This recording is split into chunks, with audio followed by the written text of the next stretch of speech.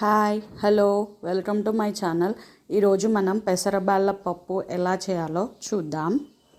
ముందుగా ఒక గిన్నె తీసుకొని ఒక చిన్న గ్లాస్ బ్యాళ్ళు వేసి బాగా కడిగి అరగంట సేపు నానబెట్టాలి. పెసరపప్పు తీసుకొని ఇప్పుడు ఒక కుక్కర్ తీసుకొని ఇవి బ్యాళ్ళు వేసి 1 విజిల్ తీయాలి.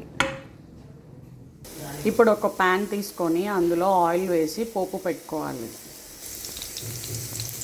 ఇలా పోపు వేగాక చాప్ చేసుకున్న పచ్చిమిర్చి, చాప్ చేసుకున్న ఆనియన్ ముక్కలు, చాప్ చేసిన టమాటో ముక్కలు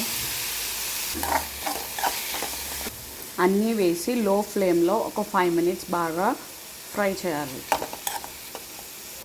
ఇవి బాగా వేగాక ఒక పావు గ్లాస్ వాటర్, పావు స్పూన్ పసుపు, 1 స్పూన్ ఉప్పు,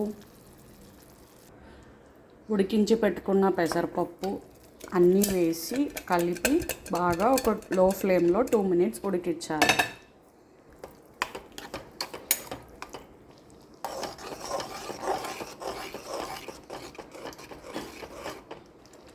ఇలా బాగా ఉడికాక స్టవ్ ఆఫ్ చేసి లాస్ట్లో 2 స్పూన్స్ నిమ్మరసం వేసుకొని కలుపుకోవాలి.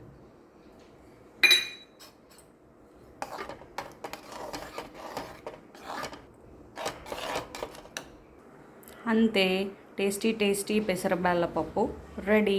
తప్పకుండా ట్రై చేయండి, చాలా బాగుంటుంది. Thank you for watching. Please subscribe to my channel.